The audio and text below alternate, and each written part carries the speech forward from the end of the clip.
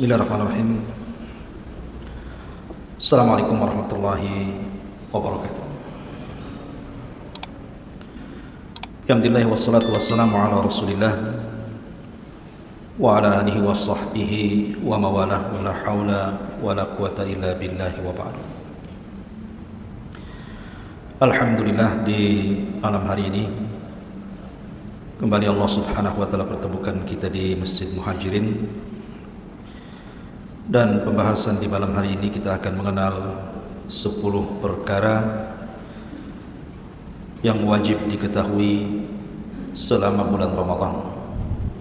Karena kita 2 pekan ke depan insyaallah, kalau Allah subhanahu wa ta'ala takdirkan kita masih mendapatkan Ramadan, maka seorang muslim harus mengetahui apa saja rahasia-rahasia di bulan Ramadan, tentunya untuk menambah semangat kita menghadapi bulan Ramadan.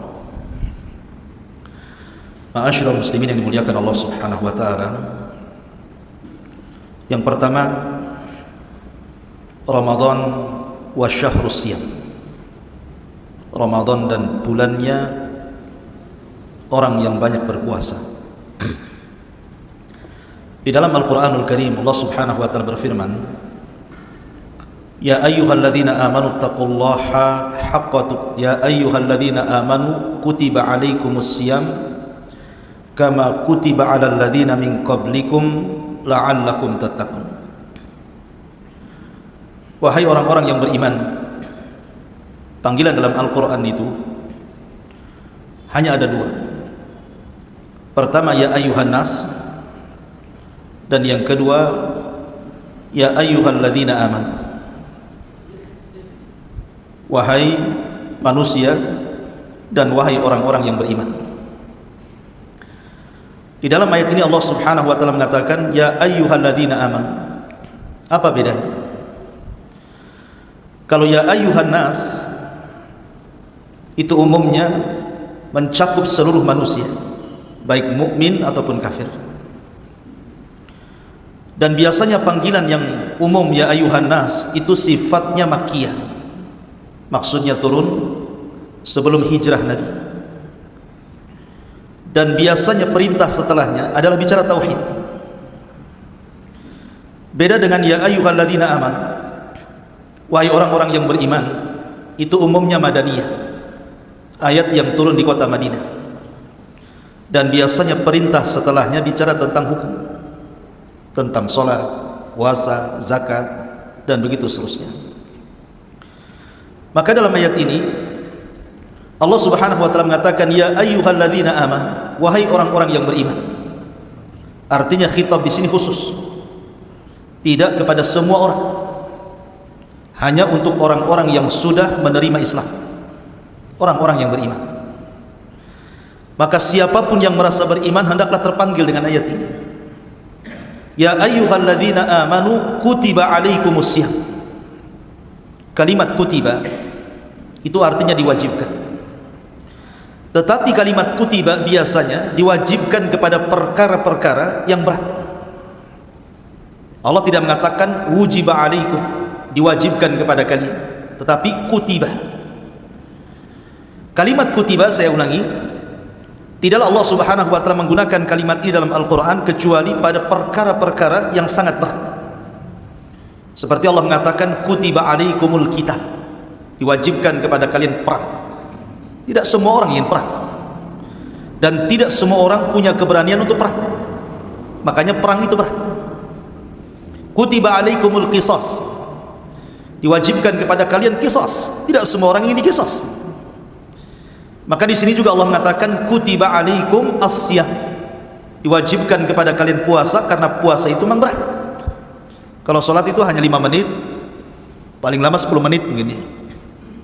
Tapi puasa itu berat masalahnya, dari terbit fajar sampai terbenam matahari, lama. Makanya terkadang ada orang yang tidak terbiasa puasa itu tersiksa dia.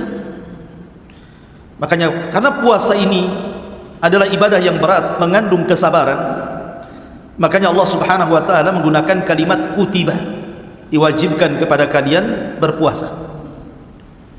kama kutiba 'alal ladzina min qablikum, sebagaimana diwajibkan kepada umat sebelum kalian. Artinya bahwa puasa itu bukan hanya syariat Islam saja, tapi nabi-nabi sebelum Rasul sallallahu alaihi wasallam pun diperintahkan berpuasa. Tapi yang jelas bahwa kaifiahnya berbeda. Sebagaimana sabda Nabi sallallahu alaihi wasallam, farqu ma baina siyamina wa siyami ahlil kitab akalatas sahur. Perbedaan puasa kita dengan ahli kitab Yahudi dan Nasrani dimakan sahur. Kita ada sahur, mereka tidak. Artinya bahwa perintah wajibnya sama puasa, tapi caranya masing-masing nabi itu punya cara sendiri-sendiri sesuai dengan syariat mereka. La'allakum tattaqun, agar kalian bertakwa. Jadi inti puasa itu adalah husulut taqwa. Dan takwa itu kata Nabi SAW hahuna, sambil menunjuk ke dadanya, takwa ini di sini. Jadi puasa itu bukan hanya semata-mata menahan lapar, menahan dahaga, menahan syahwat, tapi lebih daripada itu adalah membentuk seorang hamba menjadi hamba yang bertakwa kepada Allah Azza wa Jalla, dan mencari ketakwaan di bulan Ramadan lebih mudah dibandingkan di luar Ramadan. Maka yang pertama adalah puasa. Lalu apa faedah puasa ini?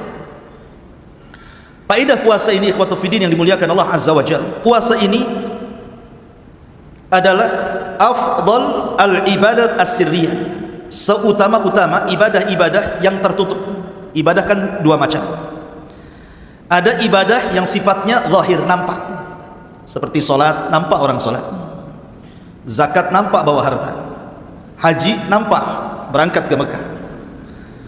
Kemudian yang kedua ada namanya ibadah sirriyah, ibadah yang tidak tampak, seperti puasa. Macam mana tahu antum, saudara antum sedang puasa, caranya gimana coba? Kalau dia tidak ngomong saya sedang puasa, tidak tahu dia sedang puasa. Umpamanya hari Senin sekarang tadi, Anda tahu bahwa si anu sedang berpuasa? Tidak bisa. Apa tandanya orang yang berpuasa? Tidak ada, pucat, jangan-jangan lagi sakit.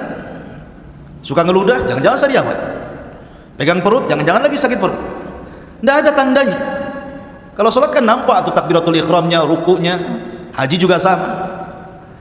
Karena dalam puasa itu ada sirrul ikhlas, rahasia keikhlasan kita dengan Allah Azza wa Jalla. Karena dalam puasa itu ada sirrul ikhlas, rahasia keikhlasan antara kita dengan Allah, maka pahalanya juga akan dilainkan sendiri.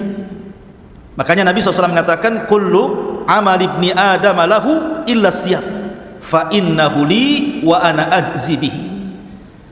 Setiap amalan anak hamba itu diberikan kepada hamba itu sendiri, kecuali puasa. Puasa itu untukku kata Allah, dan aku yang akan membalasnya. Kenapa dirahasiakan? Karena memang ibadah puasa sendiri ibadah rahasia. Orang nggak tahu kalau kita nggak ngomong sedang berpuasa. Jadi sini ada pelajaran besar bahwa dalam puasa itu dilatih keikhlasan kita. Kemudian lebih daripada itu, bayangkan ikhwan, dalam sebuah hadis Nabi sallallahu alaihi wasallam, Rasul bersabda, "Ma min 'abdin yasumu yawman fi sabilillah illa ba'adallahu bidzalikal yawm wajhahu 'anil nari 70 kharifan."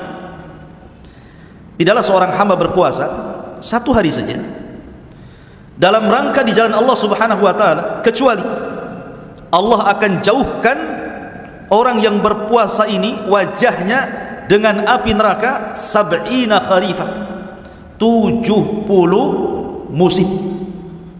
70 kharifah, 70 musim. Itu satu hari itu puasa. Maka puasa itu faedahnya menjauhkan kita dari neraka. Kalau 70 musim, ada yang mengatakan kharifah itu 70 tahun. Itu satu hari itu, kali satu bulan.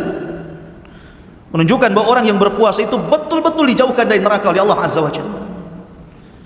Oleh karena itulah maka sungguh-sungguhlah dalam berpuasa, karena puasa itu menjauhkan kita dari neraka, dan Allah mengatakan faman zuhziha 'anil nar wa udkhilal jannah faqad faz. Siapa yang dijauhkan dari neraka otomatis dimasukkan ke surga, dan itulah kesuksesan yang nyata.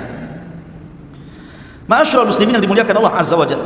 Kemudian kalau kita melihat faedah puasa lagi, puasa itu membentuk kepekaan sosial. Alhamdulillah, antum di Batam ini mungkin merasakan puasa itu Ramadan saja, tapi ada saudara-saudara kita mungkin di Afrika sana atau di mana, Ramadannya itu tiap bulan, karena susahnya cari makan. kelaparan, negerinya miskin, puasa tiap hari. Kalau kita kan sebulan saja mungkin ya, selama setahun itu Ramadan saja, karena makanan banyak ya. Artinya ada di antara hamba-hamba Allah Subhanahu wa ta'ala yang mengalami puasa terus menerus kelaparan. Maka puasa itu membentuk kita supaya kita merasakan apa yang mereka rasakan. Ali radhiyallahu anhu suatu ketika bernazar ketika salah seorang putranya sakit, kalau tidak Hasan Husain. Nazarnya, kalau Allah Subhanahu wa ta'ala sembuhkan penyakit Hasan ataupun Husain, maka saya akan berpuasa 3 hari berturut-turut. Itu nazarnya Ali radhiyallahu anhu. Maka ketika kemudian Allah takdirkan sembuh nih putranya ini, maka Ali pun kemudian memulai melaksanakan nazarnya, berpuasa di hari pertama. Fatimah radhiyallahu anha ketika itu memang kesulitan ekonomi, akhirnya bekerja kepada seorang Yahudi, membuatkan makanan untuk orang Yahudi. Kemudian setelah dia bekerja tentu dapat imbalan.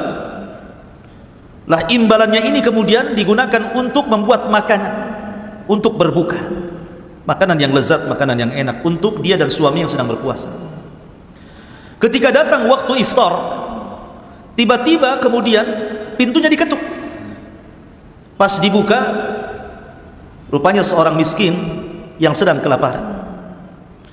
Maka Fatimah memberitahu Ali radhiyallahu an bahwa di pintu ada orang miskin yang kelaparan. Bagaimana ini? Kata Ali radhiyallahu an, bagaimana kalau kita berikan makanan lezat yang untuk iftar kita ini kepada dia? Akhirnya kemudian diberikan kepada orang miskin itu. Sementara Ali dan Fatimah hanya memakan aswadan, kurma kering dan air putih. Kemudian keesokan harinya berpuasa lagi dan Fatimah bekerja lagi kepada seorang Yahudi. Kemudian dikasih imbalan, kemudian dibelikan makanan lagi yang lezat untuk iftar nanti sore. Ketika datang waktu iftar, rupanya diketuk lagi pintunya. Pas dibuka, rupanya anak yatim sedang kelaparan. Kata Ali radhiyallahu anhu, bagaimana kalau makan nanti kita berikan kepada anak yatim itu? Kata Fatimah, enggak apa-apa. Akhirnya diberikan kepada anak yatim itu. Terpaksa Ali dan Fatimah memakan aswadan lagi, kurma kering dan air putih. Kemudian hari ketiga terulang lagi. Yang mengetuk pintu rupanya tawanan Badar, orang kafir, lapar dia. Maka yang harusnya kemudian untuk iftar yang ketiga ini makan lezat, rupanya ada tawanan perang yang sedang lapar. Kata Ali, ya sudah, kita kasihkan makanan itu untuk dia. Ali kembali memakan aswadan, tamar, kurma kering dan air putih. Subhanallah, 3 hari berturut-turut. Dari mana kita tahu kisah ini? Kisah ini menjadikan turun Al-Quran. Kisah Ali ini menjadikan sebab turun Al-Quran dalam surah Al-Insan. Allah Subhanahu wa ta'ala mengatakan, yufuna bin nadri wa yakhafuna yawman kana syarruhu mustatira wa yut'imuna ta'ama ala hubbihi miskinan wa yatiman wa asira innama nut'imukum liwajhillah la nuridu minkum jazaan wala syukura inna nakhafu min rabbina yawman abusan qamtarira ila akhiril ayat. Mereka pun memenuhi nazarnya, maksudnya Ali radhiyallahu an dan Fatimah, dan takut akan suatu hari yang azabnya merata di mana-mana. Dan mereka pun memberikan makanan yang disukainya kepada siapa? Pertama, miskinan, kepada orang miskin di hari pertama. Wa yatiman, hari kedua anak yatim. Wa asira, hari ketiga orang yang ditawan. Sambil berkata, sesungguhnya kami memberikan makan kepadamu hanyalah karena mengharap keridhaan Allah, kami tidak mengharap balasan dan terima kasih dari kamu. Sungguh kami takut azab pada hari ketika orang berwajah masam dipenuhi kesulitan.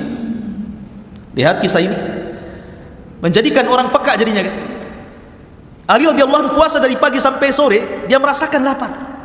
Ketika melihat anak yatim, melihat orang miskin, melihat tawanan perang yang kelaparan, akhirnya apa? Wa yu'thiruna ala anfusihim walau kana bihim khasasa. Diberikan kepada orang lain walaupun dia sendiri susah. Jadi puasa itu mengajarkan kita kepekaan sosial. Kalau seandainya kemudian orang itu berpuasa tapi bakhil, berarti tidak mengajarkan puasanya kepada kedermawanan.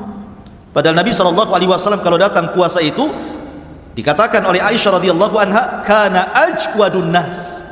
Rasul itu orang paling dermawannya manusia ketika datang Ramadan itu. Luar biasa ya.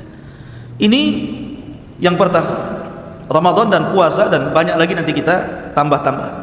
Yang kedua, Ramadan itu ikhwan adalah kesempatan kita untuk mampu melawan musuh-musuh kita. Musuh manusia itu ada 3. Pertama hawa nafsu, yang kedua syaitan, dan yang ketiga al-a'da, musuh-musuh dari luar seperti munafik, orang-orang kafir. 3-tiganya bisa dikalahkan di bulan Ramadan, dan itu susah dikalahkan di luar Ramadan. Yang pertama hawa nafsu. Hawa nafsu bisa dikalahkan dengan puasa. Hawa nafsu bisa dikalahkan dengan puasa. Wa nahan nafsa 'anil hawa fa innal jannata hiyal ma'wa. Kenapa hawa nafsu bisa dikalahkan dengan puasa? Perhatikan hadis Rasul.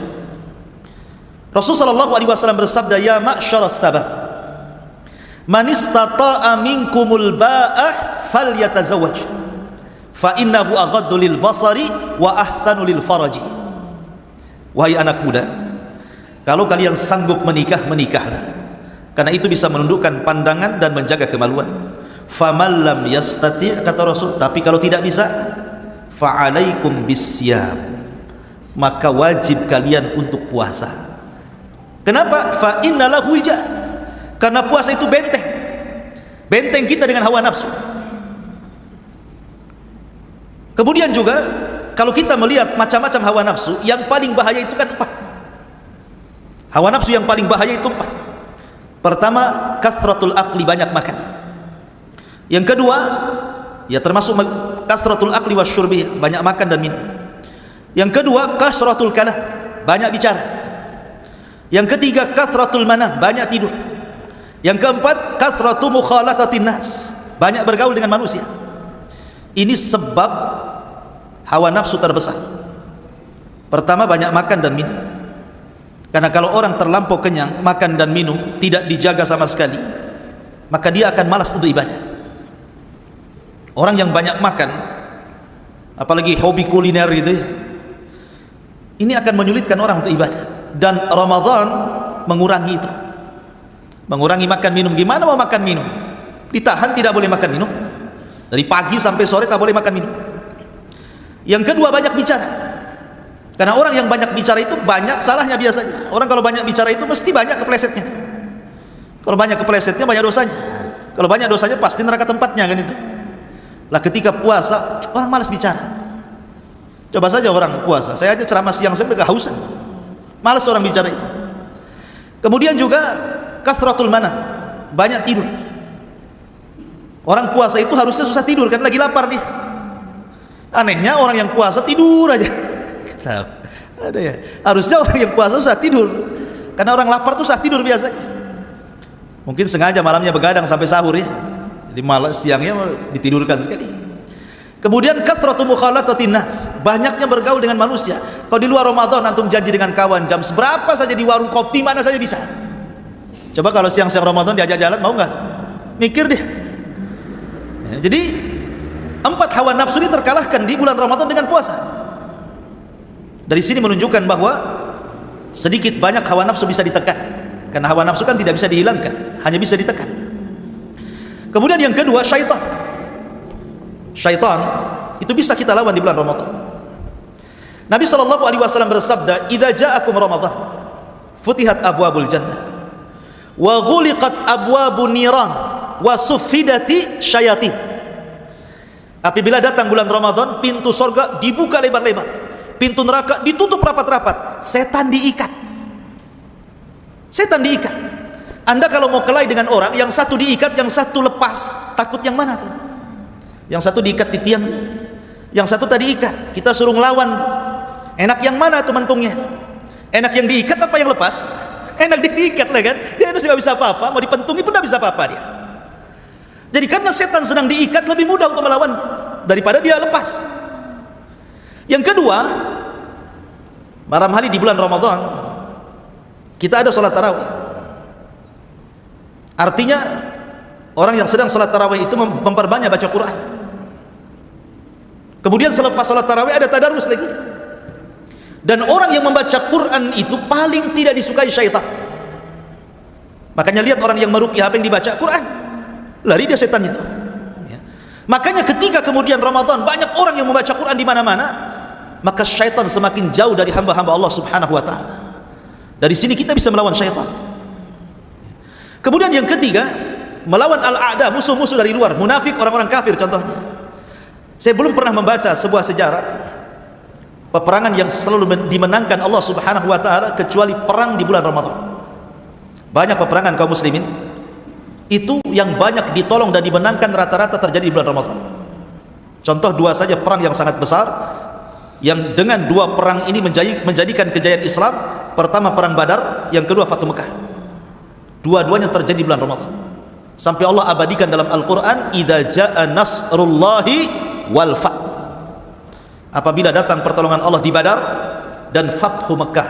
Badar terjadi 17 Ramadan. Fathu Mekah juga sama terjadi di bulan Ramadan.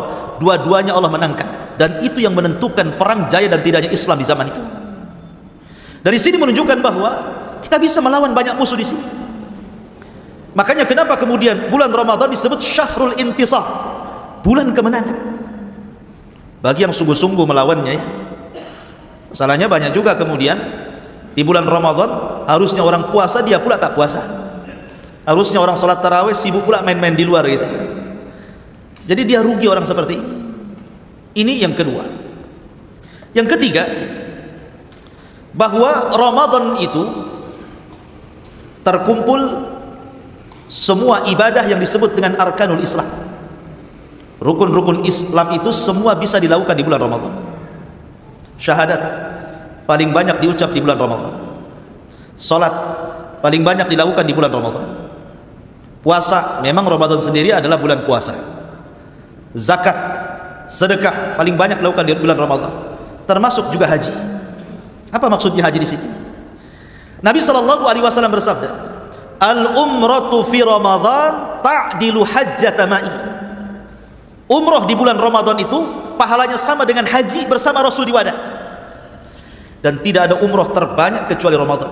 Coba antum umrah 10 akhir Ramadan lebih banyak dibandingkan ketika haji yang berjubel di haram itu. Kenapa? Karena pahalanya sebanding dengan haji. Bukan hanya haji saja, haji bersama Nabi di wadah. Makanya kemudian para ulama mengatakan Ramadan wa jami'ul arkan. Semua rukun Islam pahalanya ada di bulan Ramadan. Rukun Islam itu. Di zaman Rasul ada seorang wanita menangis gara-gara tidak ikut haji bersama Rasul. Karena haji umrah Nabi SAW kan 4 kali ya. Kemudian ditutup dengan haji wada. Jadi wanita ini menangis gara-gara tidak bisa haji bersama Rasul. Tetapi wanita ini pernah umrah Ramadan bersama Rasul. Kemudian wanita ini mengatakan, ya Rasulullah, begini dan begitu, saya ada halangan, pokoknya intinya dia tidak bisa haji bersama Rasul, sehingga dia menangis. Kata Nabi SAW, bukankah engkau pernah umrah bersamaku di bulan Ramadan? Kata wanita ini, ya. Dari sinilah sebab Rasul mengatakan al-umratu fi Ramadan ta'dilu hajjata ma'i. Umrah di bulan Ramadan sebanding dengan haji bersamaku. Luar biasa. Ma'asyiral muslimin yang dimuliakan Allah Azza wa Jalla. Kemudian yang keempat. Yang keempat. Hah? Yang keempat aja lah. Biar banyak. Yang keempat, Ramadan dengan mustajabud doa. Dengan mudahnya dikabulkan doa. Perhatikan ikhwatu fiddin muliakan Allah Azza wa Jalla, ayat Al-Baqarah ayat 187. Wa idza sa'alaka ibadi anni fa inni qarib ujibu da'watad da'i idza da'an falyastajibu li wal yu'minu bi la'allahum yarshudun. Dan apabila hamba-hambaku bertanya kepadamu wahai Muhammad tentang aku, maka sesungguhnya aku dekat. Aku kabulkan permohonan orang yang berdoa apabila dia berdoa kepadaku, maka hendaklah mereka memenuhi perintahku dan beriman kepadaku agar mereka mendapatkan petunjuk. Ayat ini jawaban dari pertanyaan seorang sahabat kepada Rasul. Sahabat ini mengatakan, ya Rasulullah, arabbuna qaribun am ba'id? Rasul, Rabb kita ini jauh apa dekat sih sebenarnya? Rabb kita ini jauh apa dekat? Idza kana qarib fanunaji wa idza kana ba'id fanunadi. Kalau memang Rabb kita dekat, maka kita tinggal bisik-bisik saja. Tapi kalau Rabb kita jauh, kita tinggal memanggilnya. Jadi yang benar mana? Kita ini berdoa bisik-bisik ataukah kita panggil dengan keras-keras? Maka turun ayat ini, wa idza sa'alaka ibadi anni fa inni qarib. Muhammad, kalau ada hamba-hambaku bertanya soal diriku, katakan aku dekat. Aku tidak jauh, tak perlu teriak-teriak doa itu. Aku ini dekat. Akulah yang mengabulkan setiap orang yang berdoa kepadaku. Perhatikan posisi Al-Baqarah 187 ini.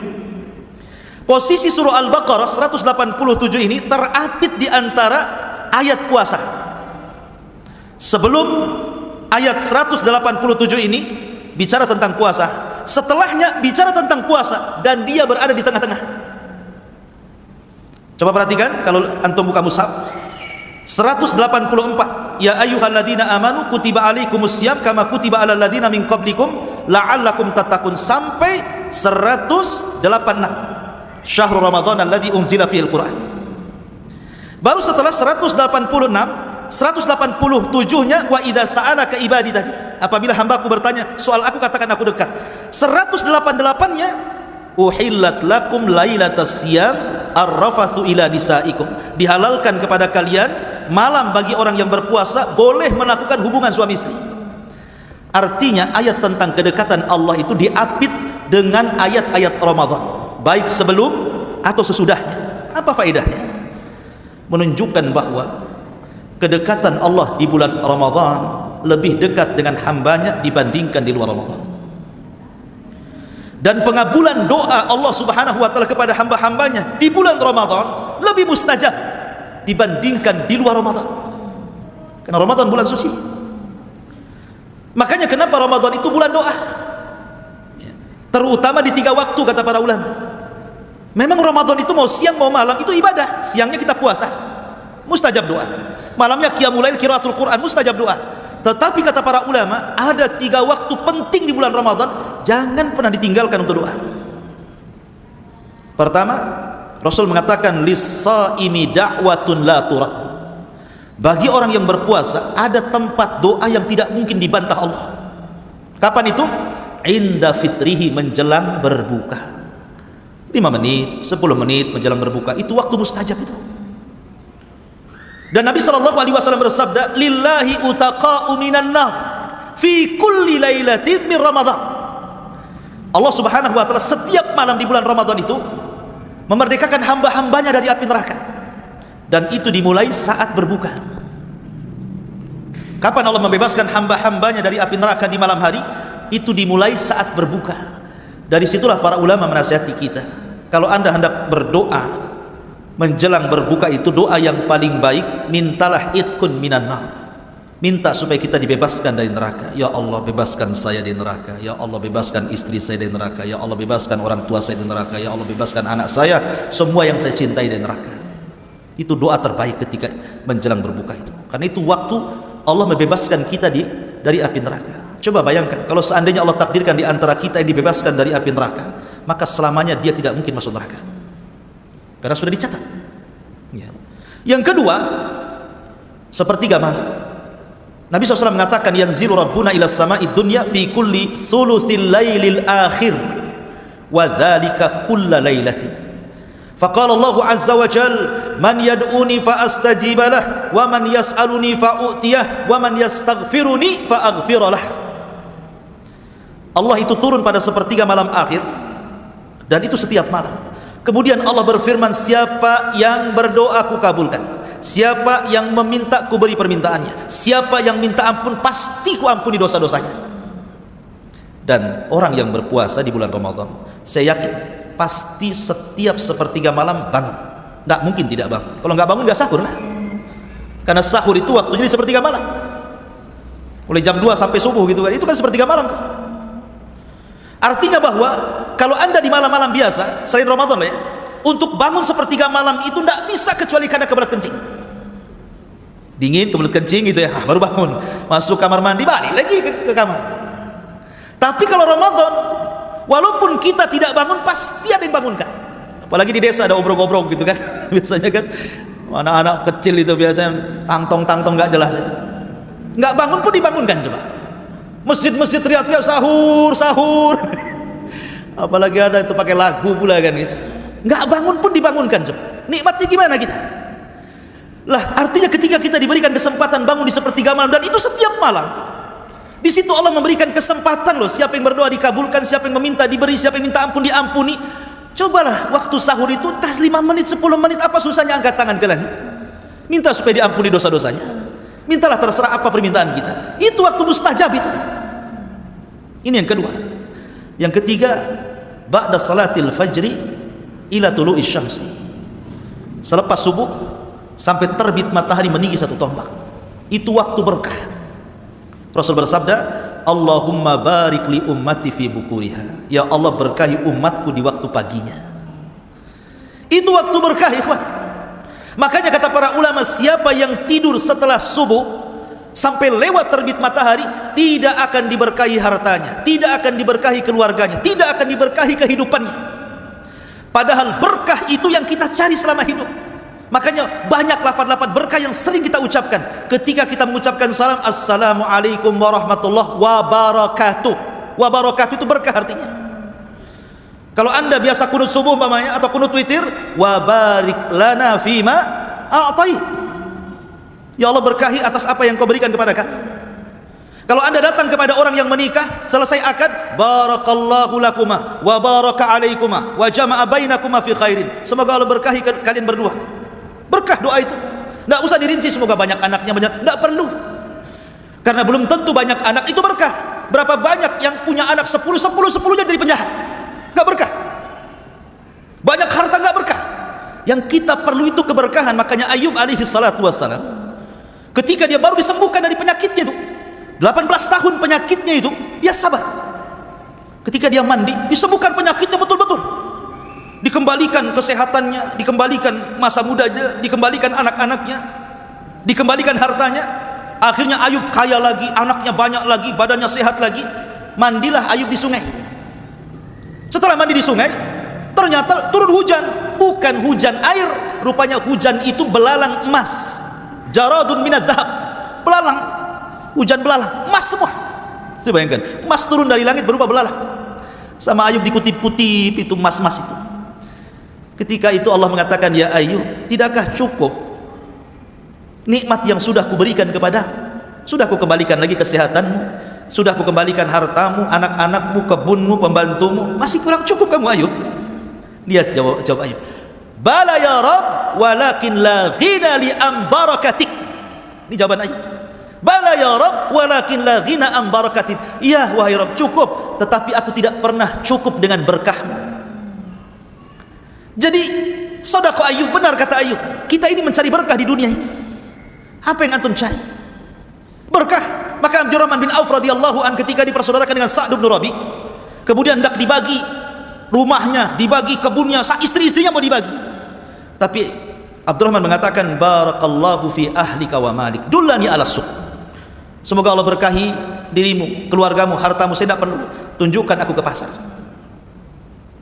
Ketika kita mendoakan orang lain dengan berkah, maknanya doa itu kembali kepada orang yang berdoa. Maka Abdurrahman pun masuk pasar, selang beberapa waktu sukses dia dagangnya, akhirnya menjadi orang yang paling kaya di kota Madinah dan yang paling berkah hartanya. Maka berkah itu sesuatu yang kita cari. Lah di bulan Ramadan ada waktu berkah. Maka jangan pernah tidur selepas subuh sampai terbit matahari. Bahkan kalau kita biasakan di bulan Ramadan, sabda Nabi SAW, barang siapa yang salat subuh berjamaah kemudian tidak beranjak dari tempatnya, dia berzikir, dia baca Quran sampai terbit matahari, biarkan meninggi 1 tombak, lakukan salat syuruk 2 rakaat, kata Rasul, pahalanya kahajjati wal umrati taman-taman, persis seperti haji dan umrah sempurna. Luar biasa. Maka Ramadan adalah syahrud doa, perbanyak doa. Kemudian yang nomor 5, ma'asyiral muslimin yang dimuliakan Allah Azza wa Jalla, Ramadan bukan hanya itu saja, bukan hanya syahrud doa, tapi Ramadan juga ikhwatu fiddin mengingatkan kita kepada hari akhir. Ketika antum dikumpulkan di padang mahsyar, tidak ada makan, tidak ada minum. Di padang mahsyar itu tidak ada makanan, tidak ada minuman, lapar dan haus. Matahari di atas kepala 1 mil, keringat bercucuran. Maka ketika kita berpuasa di bulan Ramadan, kita diingatkan kepada hari itu, hari di mana kita tidak akan makan dan minum. Maka ketika orang berpuasa itu harusnya diingatkan dengan hari itu. Makanya kenapa Ramadan itu disebut syahrut taghyir, bulan mudah orang itu merubah diri. Karena hidayah itu paling banyak di bulan Ramadan. Syahrul Ramadan alladzi unzila fihi al-Qur'an hudan linnas wa bayyinatin minal huda wal furqan. Syahrul Ramadan alladzi unzila fihi al-Qur'an. Bulan Ramadan itu bulan diturunkan Al-Qur'an. Hudan sebagai petunjuk. Dan petunjuk yang paling banyak diberikan Allah dan yang menerima petunjuk di bulan Ramadan jauh lebih besar dibandingkan di bulan yang lainnya. Orang yang masuk Islam itu banyak di bulan Ramadan. Orang yang bertobat itu banyak di bulan Ramadan. Sampai-sampai artis saja tidak pakai jilbab di bulan Ramadan. Kenapa? Menghormati Ramadan katanya. Walaupun habis Ramadan dicabut lagi kadang-kadang. Ya ikhwan, ada orang yang berubah itu walaupun hanya karena malu menghormati Ramadan, tapi kan dia berubah dia. Coba kalau seandainya perubahan itu diteruskan sampai di luar Ramadan, dapat hidayah terus dia. Ya wajar ikhwan. Kenapa kemudian manusia itu mudah berubah di bulan Ramadan? Jangan lagi manusia, alam semesta lo bisa berubah di bulan Ramadan. Alam semesta ini semua berubah di bulan Ramadan. Pintu langit terbuka semuanya, pintu surga terbuka semuanya, pintu neraka tertutup semuanya, setan-setan diborgol. Ini terjadi perubahan luar biasa. Alam semesta, saat surganya, saat nerakanya, saat setannya lo berubah. Gimana kita tidak berubah? Alam semesta aja bisa berubah, masa kita tidak bisa berubah? Makanya Ramadan itu syahrul taghyir, karena kita diingatkan dengan padang mahsyar, harus punya rasa takut. Sebelum kita betul-betul kelaparan di akhirat kan gitu, maka buatlah perubahan di bulan Ramadan. Karena hidayah di bulan Ramadan itu lebih mudah. Dan itu kita saksikan ikhwan. Coba perhatikan, salat yang paling banyak dilakukan selama setahun di bulan apa? Di bulan Ramadan. Sampai ada masjid ini walaupun lantai 2 tidak muat, sampai keluar sampai pakai terpal lagi. Saking banyaknya. Belum lagi budaya orang baca Quran sama di zaman Rasul. Di zaman Rasul, jangan lagi di luar Ramadan, jangan lagi di bulan Ramadan, di luar Ramadan saja, di rumah-rumah kaum muslim itu keluar suara Al-Quran persis seperti suara tawon. Sampai Nabi SAW pernah keluar di luar Ramadan nih, Nabi mendengar bacaan Quran keluar dari rumah-rumah para sahabat. Tapi Rasul tertarik dengan satu rumah karena suaranya indah. Nabi SAW berdiri di rumah itu lama sekali, dia dengarkan bacaan sahibul bait itu. Rupanya di dalam rumah itu adalah Abu Musa al-Ash'ari radhiyallahu anhu. Indah sekali bacaannya. Rasul sampai takjub, sampai tidak terasa berdiri lama di malam itu sampai hampir mendekati subuh. Kemudian Nabi SAW setelah itu pulang sholat subuh. Setelah sholat subuh dia panggil Abu Musa al-Ash'ari dan mengatakan, ya Abu Musa, semalam aku berdiri di samping rumahmu sementara kau melantunkan Al-Quran, demi Allah la sautuka kamizmar min mazamiri ali Daud, suaramu indah seperti Daud kalau melanggamkan Zabur. Kata Abu Musa, ya Rasulullah, kalau aku tahu kau ada di samping rumahku, ku indahkan lagi bacaan. Saya nggak tahu aja saya kan gitu. Tapi lihat tuh rumah-rumah para sahabat keluar Al-Quran, apalagi di bulan Ramadan. Tapi sayang di zaman sekarang ini sudah enggak, paling di masjid-masjid saja. Kalau antum masuk perumahan itu yang keluar suara apa coba? TV dikeras-kerasin, dangdut macam-macam di situ. Nggak ada lagi suara Quran. Tapi di masjid-masjid alhamdulillah masih ada gitu kan di bulan Ramadan itu. Ada yang sampai jam 2, nggak peduli tetangga terganggu atau enggak, punya ngaji saja. Setelah dilihat di masjid rupanya kaset gitu. Masyaallah muslimin yang dimuliakan, intinya bahwa masih ada orang yang baca Quran itu paling banyak di bulan Ramadan. Di Ramadan itu jarang. Bahkan orang yang tidak baca Quran saja dia bisa mendengar Quran dibaca. Sedekah paling banyak dilakukan di bulan Ramadan. Banyak orang kalau sore-sore datang ke masjid bawa iftar. Luar biasa. Karena Rasul mengatakan, man fattara shaim, barang siapa yang beri makan orang yang berpuasa, kana lahu ajru shaim, maka dia dapat pahala orang yang berpuasa. Berbondong-bondong orang yang datang ngantar iftar ke masjid sampai dijadwal di perumahan itu. Coba kalau di luar Ramadan, mikir dia bawa makanan ke masjid. Kenapa? Karena lihat pahala yang luar biasa, hidayah ada di situ. Maka Ramadan kesempatan syahrul taghyir, merubah akhlak ya. Makanya Ramadan itu madrasah penggemblengan kita. Ketika di luar Ramadan minimalnya adalah bekas-bekas Ramadannya. Kemudian yang nomor berapa Pak Rasul? Nomor 6. Nomor 6. Hah? Nomor 7, nomor 6 sajalah. Baik. Nomor 6. Ramadan ini ikhwatu fiddin yang dimuliakan Allah Subhanahu wa taala adalah pelajaran besar nih, namanya Ramadan wal Khawatim. Ramadan itu ada pelajaran besar tentang pentingnya memperhatikan akhir dari kehidupan kita. Karena orang itu bukan dilihat di awal, bukan dilihat di tengah, tapi dilihat di akhir. Al-a'mal bi khawatimiha. Amal itu ditentukan akhirnya. Makanya ada istilah husnul khotimah atau su'ul khotimah. Coba kita perhatikan Ramadan. Ramadan ini kalau kita bagi tiga, pakai kaidah taslis, bagi tiga: 10 awal, 10 tengah, 10 akhir. Mana yang lebih afdal? 10 akhir. Yang paling afdal dari Ramadan itu 10 akhir. Kenapa? Karena di 10 akhir ada Lailatul Qadar, yang tidak ada di 10 awal, 10 tengah. Dan Rasul mengatakan, iltamisu Lailatul Qadri fi ashril awakhir min Ramadan. Carilah Lailatul Qadar di 10 akhir Ramadan, tepatnya di tanggal-tanggal ganjil, 21, 23, 25, 27, 29 gitu. Baik, kita urut dari hari dulu. Hari ini satu hari 24 jam itu. Kalau kita urut dari terbit matahari, sepertiganya dari pagi sampai duhur, sepertiga tengah dari duhur sampai isya, sepertiga akhirnya dari isya sampai ke subuh. Mana yang lebih afdal? Dari isya sampai ke subuh. Kenapa? Karena di situ ada sepertiga malam. Allah turun ke langit dunia. Kita masuk ke minggu. Bumi diciptakan hari Ahad dan diakhiri hari Jumat. Kita bagi tiga: Minggu atau Ahad, Senin. Ini sepertiga pertama. Kemudian Selasa, Rabu, ya kan? Kamis, Jumat. Berarti yang akhirnya di Kamis dan Jumat kan? Karena Sabtu kan tidak, karena cuma 6 hari penciptaan langit dan bumi itu. Dimulai dari Ahad, diakhiri hari Jumat. Itulah penciptaan langit dan bumi. Berarti ketemunya Kamis dan Jumat itu di akhir.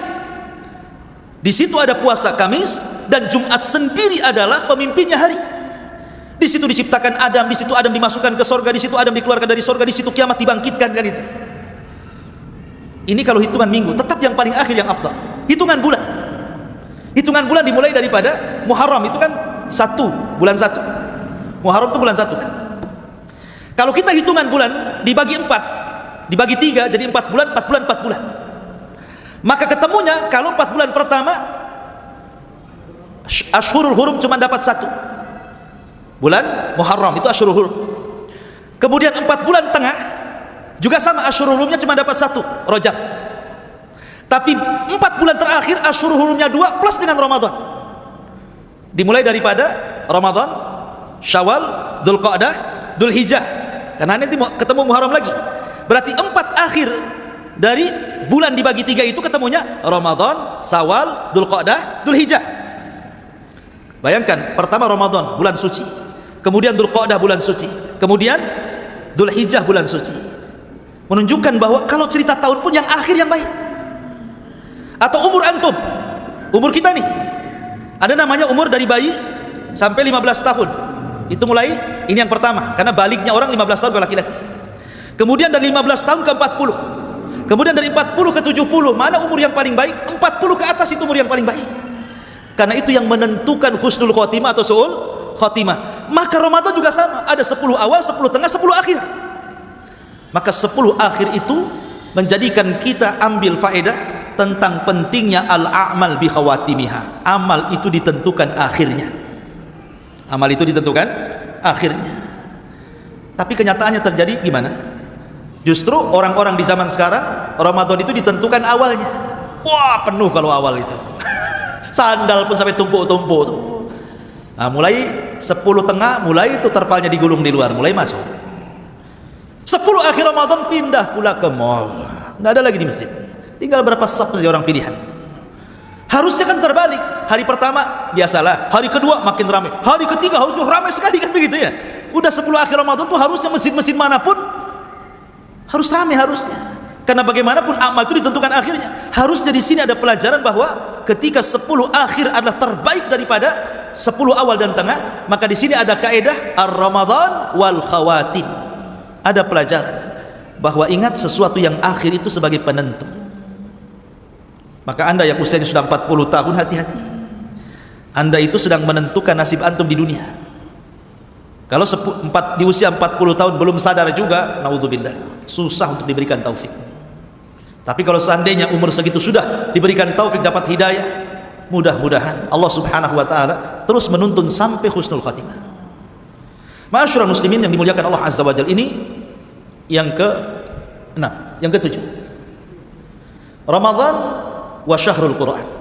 Ramadan itu adalah bulan Al-Quran. Tadi saya katakan Allah Subhanahu wa taala mengatakan syahrul Ramadan unzila fihil Quran. Bulan Ramadan itu bulan diturunkan Al-Quran. Subhanallah ya. Orang membaca Quran itu satu huruf saja dapat 10 kebaikan. Satu huruf loh ya.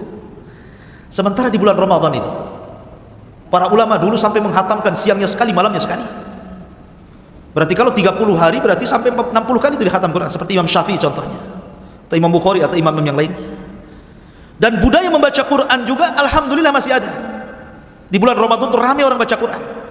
Tetapi ya ada yang baca Quran setengah-setengah gitu kan, ya yang penting baca gitu kan. Ada yang betul-betul ngejar target, memang harus khatam gitu ya. Makanya Imam Malik itu kalau datang bulan Ramadan dia tidak pernah mentahdits, artinya membuka majelis hadis, tidak. Dia tutup majelisnya, dia ke Quran, dia baca Quran saja. Kalaupun ada sebagian ulama yang membuka daras, membuka pelajaran, maka yang dibuka tafsir Quran ya. Karena memang Ramadan itu bulannya Al-Quran. Syahrul Ramadan alladzi unzila fihi al-Quran. Dan Al-Quran itu mengangkat segalanya. Al-Quran itu mengangkat segalanya. Innallaha yarfa'u bihadzal kitaba aqwaman, kata Rasul. Dengan Al-Quran itu terangkat beberapa kaum. Bagaimana tidak ikhwan? Ketika Al-Quran dibawa oleh Jibril, maka Jibril menjadi pemimpin para malaikat. Ketika Jibril menurunkan Al-Quran kepada Nabi SAW, maka Nabi SAW menjadi pemimpin para nabi. Ketika Al-Quran turun di malam Lailatul Qadar, maka malam itu menjadi pemimpin seluruh malam dalam setahun. Ketika Quran turun di bulan Ramadan, maka Ramadan menjadi sayyidus syuhur, pemimpinnya bulan-bulan dalam 12 bulan. Semua terangkat. Jibril terangkat, Rasul terangkat, malam terangkat, bulan terangkat. Luar biasa Quran ini. Coba Anda bisa bayangkan kalau seandainya gara-gara Al-Quran Jibril menjadi pemimpin para malaikat, Rasul menjadi pemimpin para nabi dan rasul, Lailatul Qadar menjadi malam terbaik, bulan Ramadan menjadi bulan terbaik, kemudian Quran masuk di dada-dada antum semuanya. Jadi apa nantinya? Kata Nabi SAW, khairukum man ta'allamal Qur'ana wa 'allamahu. Maka sebaik-baik kalian adalah orang yang belajar Al-Quran dan mengajarkan Al-Quran. Orang itu akan terlahir menjadi baik. Makanya di zaman Nabi SAW kalau Rasul mengutus Sariyah itu pasukan yang tidak dipimpin Nabi. Maka yang pertama kali dites oleh Rasul itu bukan ketangkasan perang, bukan kamu bisa manah enggak, kamu bisa berkuda enggak, kamu bisa menombak enggak, kau sudah bunuh berapa orang, kau sudah perang berapa kali. Tidak. Seleksi untuk menjadi pemimpin perang bukan dari ketangkasan perang. Yang pertama kali ditanya Nabi SAW, kam hafidtum min kitabillah, berapa banyak Al-Quran yang kau hafal? Itu pertanyaan Nabi. Maka pasukan mengatakan ana hafidtu surat kada wa kada, saya hafal surat ini dan itu wahai Rasul. Yang lain mengatakan saya hafal surat ini. Maka Nabi SAW ketika ada sahabat yang paling banyak hafalannya di antara pasukan, apa kata Rasul? Idzan anta imamuhum, kalau begitu engkau yang pantas memimpin mereka. Jadi barometer di zaman Rasul menjadi pemimpin perang itu bukan karena lihainya dalam siasat dan strategi perang, tapi yang pertama ditentukan berapa banyak hafalanmu Al-Quran itu. Kenapa? Karena kemenangan itu ada di Quran. Kemenangan itu ada di Quran. Maka di zaman Rasul ada sahabat yang paling banyak hafalan Qurannya kemudian dijadikan pemimpin. Peranglah orang ini. Ketika perang namanya pemimpin perang karena dia juga banyak hafalan Qurannya, juga pemimpin sholat. Masalahnya ketika sholat yang dibaca si kulhu lagi. Rakaat pertama kulhu, rakaat kedua kulhu. Rakaat pertama kulhu lagi, rakaat kedua kulhu lagi. Jadi sahabat ini heran, orang ini paling banyak hafalannya. Kenapa itu terus yang dibaca? Akhirnya protes. Tapi kata pemimpin mereka, kalau kau tidak suka dengan aku menjadi imam gara-gara membaca qul huwallah terus, silakan ambil imam di antara kalian. Tapi mereka tidak mau melanggar perintah Rasul, karena bagaimanapun yang memimpin perang dia pula yang memimpin sholat masalahnya. Akhirnya selepas pulang lapor kepada Rasul, ya Rasul, pemimpin kami ini aneh, sholatnya asikuluh terus gitu kan. Akhirnya dipanggillah dan mengatakan, apa yang mencegahmu untuk membaca surat yang lain wahai fulan? Maka orang ini mengatakan, karena saya fa inni uhibbuha ya Rasulullah, karena saya suka dengan surat itu. Sama dengan kita suka juga ya. Kenapa? Kata Rasul, karena dalam surat itu terdapat nama-nama Allah yang agung. Qul huwallahu ahad, hus-samad, ya kan? Allah, itu kan nama-nama Allah yang agung tuh. Maka Rasul mengatakan, hubbuka iyyaha adkhalakal jannah. Kecintaanmu pada surat ini insyaallah menyebabkan kamu masuk surga, kata Rasulullah. Bahwa Nabi memilih seseorang itu karena Quran. Makanya ketika Amir Mekah datang kepada Umar bin Khattab radhiyallahu anhu di masa beliau menjadi Amirul Mukminin, Umar kaget bagaimana Mekah bisa ditinggal dan menghadap ke Madinah. Sehingga Umar mengatakan, kau tinggal Mekah, siapa yang menggantikan kamu di sana? Kata Amir Mekah ini mengatakan, Abdurrahman ibn Abza wahai Amirul Mukminin. Tenang, ada wakilku namanya Abdurrahman bin Abza, dia yang mewakiliku untuk memerintah kota Mekah. Umar tidak tahu siapa Abdurrahman bin Abza, wakil gubernur tidak tahu Umar. Ya. Kata Umar, siapa Abdurrahman ibn Abza itu? Maka Amir Mekah mengatakan, dulu dia mantan budak wahai Amirul Mukminin, kemudian ku merdekakan, akhirnya ku jadikan dia wakilku. Kata Umar, apa tidak ada orang merdeka? Kenapa mesti mantan budak? Maka dia mengatakan, ya Amirul Mukminin, fa innahu alimun bi kitabillah. Jangan salah Umar, orang itu Ibnu Abza, Abdurrahman ibn Abza itu alim pakarnya Quran. Maka Umar langsung mengatakan, sadaqallah, sadaqa Rasulullah alladzina qala innallaha yarfa'u bihadzal kitab aqwaman. Sungguh benar ucapan Rasul yang mengatakan sungguh Allah mengangkat derajat seseorang karena Al-Quran. Quran itu mengangkat derajat. Tapi di zaman sekarang tidak. Zaman sekarang ini para penghafal Quran itu sudah tidak dimuliakan. Contoh ringan yang sering saya contohkan kepada antum. Kalau antum punya anak perempuan, dilamar dua orang, satu hafidul Quran tapi miskin, satu dokter gaji 1 miliar. Kira-kira milih mana tuh? Milih dokter lah, gaji 1 miliar. Ini yang hafal Quran nanti aja lah kalau ada adiknya lagi. Kalau ada adiknya lagi, enggak lagi. Dokter kalau sekali ngasih saran gitu ya, konsultasi bayar mahal.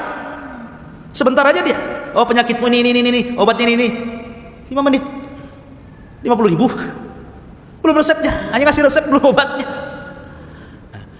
Antum WA saya, Ustaz, tanya apa hukum puasa? Puasa Ramadan dia wajib, tak ada ngirim pulsa pun tak ada. Kacau, konsultasi agama loh, padahal agama yang menyelamatkan antum dari dunia. Tak ada orang gara-gara konsultasi saya ditransfer duit. Syukran Ustaz, jazakallahu khairan atas jawabannya, saya kirim 100.000. Wah, enak tuh kalau Ustaz kayak gitu. Ini enggak ya. Soal dunia saja bayar mau ngeluarin tuh, tapi akhirat tak ada. Lihat gaji guru TPQ dengan gaji universitas itu yang ngajar matematika, ngajar apa-apa. Berapa gaji TPQ ini? Pada jelas-jelas ngajar akhirat loh, yang menjadikan orang selamat dunia akhirat. Makanya kalau di zaman dulu betul-betul dimuliakan ulama, agama dimuliakan. Makanya wajar kalau seandainya Allah mengatakan wa qala ar-rasul inna qaumi ittakhadhu hadzal qur'ana mahjura. Berkata Rasul, sesungguhnya kaumku nanti suatu ketika akan meninggalkan Al-Qur'an sedikit demi sedikit. Harusnya momen Ramadan adalah momen kita mengagungkan Al-Quran kembali, karena itu bulannya Al-Quran. Ini yang nomor 7. Yang nomor 8, bulan Ramadan adalah syahrul maghfir. Bulannya mudah orang itu diampuni dosa. Ibadah vital di bulan Ramadan itu cuma 3. Ibadah pokok di bulan Ramadan itu, pertama puasa, jelas. Yang kedua tarawih. Yang ketiga Lailatul Qadar. Kalau disebut Ramadan tidak lepas dari 3 perkara ini: puasa, tarawih, Lailatul Qadar, kan itu. Perhatikan hadis Nabi SAW. Man shoma Ramadanan imanan wahtisaban ghufira lahu ma taqaddama min dhanbi. Man qama Ramadanan imanan wahtisaban ghufira lahu ma taqaddama min dhanbi. Wa man qama Lailatul Qadrin imanan wahtisaban ghufira lahu ma taqaddama min dhanbi. Barang siapa yang berpuasa, dia meyakini kewajibannya, beriman dengan kewajibannya, mengharap pahala Allah, diampuni dosa-dosanya. Barang siapa yang qoma, maksudnya qoma di sini salat tarawih, penuh dengan iman dan mengharap pahala Allah, diampuni dosa-dosanya. Barang siapa yang menghidupkan malam Lailatul Qadar, penuh iman dan mengharap pahala Allah, diampuni dosa-dosanya. Lihat 3 hadis ini redaksinya hampir mirip. Yang satu bicara tentang puasa, yang satu bicara tentang tarawih, yang satu bicara Lailatul Qadar. Dan semuanya berfaedah mengampuni dosa kita. Makanya Ramadan diambil dari 3 huruf, mim, ra, mim, dad. Ramadha yarmadu Ramadanan. Kalau tasrifnya seperti itu. Artinya apa? Membakar. Apa yang dibakar? Yang dibakar itu dosa kita. Yarmadu dzunub, kata para ulama. Ramadan itu tempat pembakaran dosa. Dosa kita ini dihapus, makanya Ramadan disebut Ramadan, karena membakar dosa. Makanya sangat aneh kalau seandainya orang masuk di awal Ramadan, kemudian keluar Ramadan, kok satu dosa pun gak diampuni itu loh. Apa ada yang seperti itu? Ada. Makanya Jibril alaihi salatu wassalam, suatu ketika Rasul naik ke atas mimbar. Di mimbar pertama Rasul mengatakan amin, naik ke mimbar kedua Rasul mengatakan amin, naik ke mimbar ketiga Rasul mengatakan amin. Kemudian Rasul berceramah, kemudian selesai ceramah sahabat datang, ya Rasul alama amanta. Rasul, kok ini amin-amin tadi di awal itu apa yang kau doakan? Kata Nabi SAW, ataniya Jibril. Oh, Jibril tadi datang, dia memohon untuk diaminkan 3 doa. Salah satunya ragima anfu rajulin summa ragima anfu rajulin summa ragima anfu rajulin adraka Ramadan falam yughfar min dhunubi. Celaka dan binasa, celaka dan binasa, celaka dan binasa, orang masuk Ramadan keluar satu dosa pun gak ada yang diampuni. Maka Rasul mengatakan fakultu amin, ku aminkan kecelakaannya. Maka rugi kalau orang masuk Ramadan kok sebelum Ramadan, masuk Ramadan, setelah Ramadan kok sama saja, gak ada pengaruhnya Ramadan itu. Kan banyak di masyarakat tuh orang yang enggak, kayaknya biasa saja, enggak puasa itu kayak enggak beban dosa gitu kan. Saya itu pernah melihat tukang bangunan tuh biasa aja makan minum enggak jelas. Jadi kalau memang Ramadan tidak ada pengaruh sama sekali, rugi dia. Sudah nunggu setahun gitu ya, sudah sampai setahun yang ditunggu enggak ada pengaruh. Ramadan itu tempat kita diampuni dosa. Harusnya puasa kita menjadikan dosa kita terhapus, salat malam kita menjadikan dosa kita terhapus, malam Lailatul Qadar juga sama. Ini yang nomor 8. Yang nomor 9, Ramadan itu tempat ajang kita untuk meraup pahala sebanyak-banyaknya, karena tempat mudha'afatul ajri. Pahala-pahala kita itu mudah diganda-gandakan di bulan Ramadan itu. Pahala kita selama Ramadan itu hampir semua ibadah diganda-gandakan pahalanya. Maka kalau seandainya momen Ramadan tidak digunakan sebaik mungkin untuk beribadah, rugi dia. Rugi. Karena ini tempatnya orang itu menggandakan pahala. Selama setahun mungkin kita lalai tidak membaca Quran, lalai tidak sholat malam, lalai tidak berzikir, lalai tidak puasa. Ini Ramadan kesempatan nih.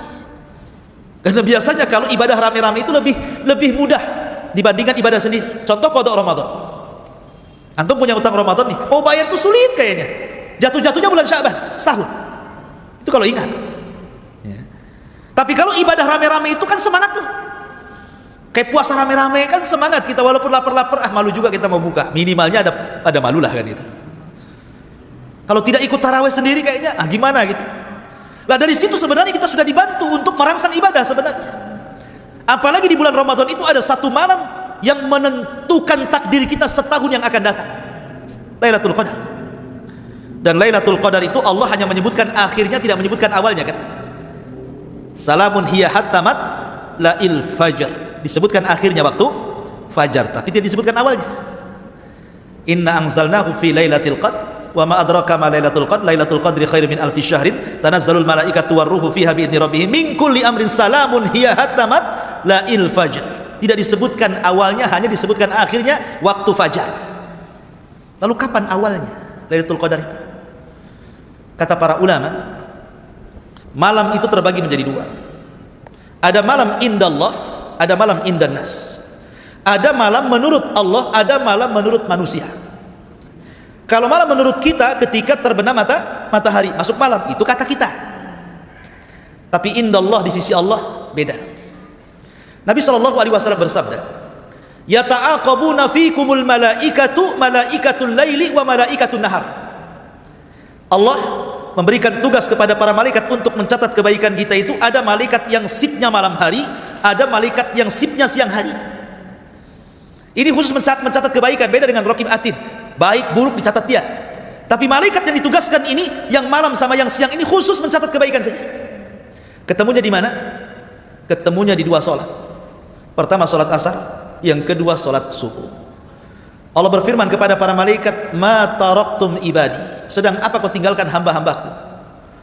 Maka malaikat ini mengatakan, atainahum wa hum yusallun wa taraknahum wa hum yusallun. Kami datang mereka sedang salat ya Rabb, kami tinggalkan pun mereka sedang salat. Maksudnya kami datang mereka sedang salat asar menurut malaikat siang, dan kami tinggalkan mereka sedang salat subuh. Kata malaikat malam, kami datang mereka sedang sholat subuh ya Rabb, kami tinggalkan mereka sedang sholat asar. Makanya orang yang menjaga dua sholat ini, kata Rasul, man hafadhu ala baradaini dakhalal jannah. Siapa yang menjaga dua sholat asar dan subuh dipastikan masuk surga. Jadi Lailatul Qadar itu dimulai waktu asar, diakhiri waktu fajar. Ini Lailatul Qadar. Ya. Dan di malam itu kalau antum bisa menghidupkan satu malam, maka antum mendapatkan pahala seolah-olah antum beribadah 84 tahun atau bahasa Quran 1000 bulan. Khairun min alfi syahrin. Usia kita loh belum tentu sampai 84 tahun. Banyak orang yang 70 tahun sudah meninggal. Kalau seandainya kita dapat malam Lailatul Qadar satu Ramadan saja, itu sudah membanding usia kita loh ya. Gimana kalau seandainya usia antum sekarang sudah 40 tahun, kemudian mulai akil balik 15 tahun, sudah berapa lewat tuh Ramadan sama kita itu? Kalau setiap Ramadan atau mendapatkan Lailatul Qadar kali saja kan begitu ya, 84 tahun kali 30 kali Ramadan, berapa ratus tahun seolah-olah kita punya usia dan kita habiskan untuk ibadah, ikhwan. Luar biasa. Dari sini menunjukkan bahwa sebenarnya walaupun umat ini pendek-pendek usianya, umat dulu panjang-panjang, tapi kita umat yang pendek usia bisa menjangkau panjangnya usia umat dulu dengan cara mendapatkan Lailatul Qadar itu. Maka Ramadan adalah tempat kita untuk meraup pahala sebanyaknya. Kemudian yang terakhir, akhwatu fiddin muliakan Allah Subhanahu wa taala, Ramadan juga mengajarkan banyak hal, terutama dua sifat yang menjadikan orang masuk surga. Pertama sabar, yang kedua syukur. Dua sifat ini paling banyak Allah memasukkan manusia ke dalam surga karena kesabarannya. Makanya Allah mengatakan apa? Ketika para malaikat menyambut orang yang masuk surga, apa ucapan malaikat? Salamun alaikum bima sobartum fa ni'ma uqbaddar. Keselamatan bagi kalian, wahai penduduk surga, karena kesabaran kalian. Artinya sabar ini yang paling banyak memasukkan orang ke surga. Karena malaikat ngomong begitu. Ketika orang masuk surga, itulah sambutan malaikat. Salamun alaikum bima sabartum, karena kesabaran kalian. Yang kedua syukur. Makanya para nabi itu banyak disifati dengan abdan syakura, hamba yang bersyukur. Dan sabar bisa diraih dengan puasa, sementara syukur bisa diraih dengan qiyamul lail. Mana dalilnya? Ketika Nabi SAW sudah menua usianya, kemudian pecah-pecah kakinya, datang Aisyah radhiyallahu anha, ya Rasulullah, sudahlah, kau sudah tua, tengok kakimu bengkak-bengkak, cukupkan dengan yang wajib-wajib saja, tidak perlu lagi mengerjakan yang sunnah. Kata Nabi SAW, ya Aisyah, afala akuna abdan syakura. Wahai Aisyah, salahkah saya menjadi hamba Allah yang bersyukur? Ketika Aisyah meminta agar Rasul berhenti sholat malam, Rasul mengatakan tidak. Salahkah saya menjadi hamba yang bersyukur? Dari sini menunjukkan bahwa sholat malam itu melahirkan syukur, dan puasa itu melahirkan sabar. Dan sabarnya mencakup tiga. Orang puasa itu mencakup tiga kesabaran: sabar dalam menjalankan perintah, sabar dalam menjauhi larangan, sabar dalam menghadapi ketentuan qada dan qadar. Itu ada di puasa semua tiga-tiganya. Sabar melaksanakan perintah untuk tidak makan, tidak minum sampai terbenam matahari, sabar karena ini perintah. Kemudian sabar untuk tidak terjerumus kepada larangan. Yang halal saja tidak boleh, apalagi yang haram. Menggauli istri itu halal, siapa yang bilang haram? Tetapi dilarang. Di bulan Ramadan kan dilarang, tidak boleh orang puasa menggauli istrinya. Yang halal lo dilarang, bagaimana mungkin kemudian yang haram? Yang mubah saja dilarang, makan minum itu kan mubah, tapi dilarang juga, apalagi yang haram. Kemudian ketika kita merasakan lapar, haus, itu takdir Allah Azza wa Jalla. Maka tiga-tiga kesabaran itu ada dalam puasa. Makanya kenapa puasa itu pahalanya tidak terkira, innama yuwaffas sabiruna ajrahum bighairi hisab.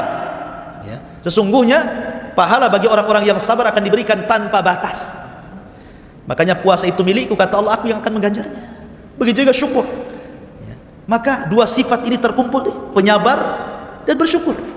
Sabar dengan puasa, syukur dengan qiyam al-lail. Wallahu a'lam. Dan banyak lagi faedahnya, tapi sudah jam 9 lebih. Baik, kita buat tanya jawab sebentar saja 5 menit. Kalau ada yang bertanya silahkan.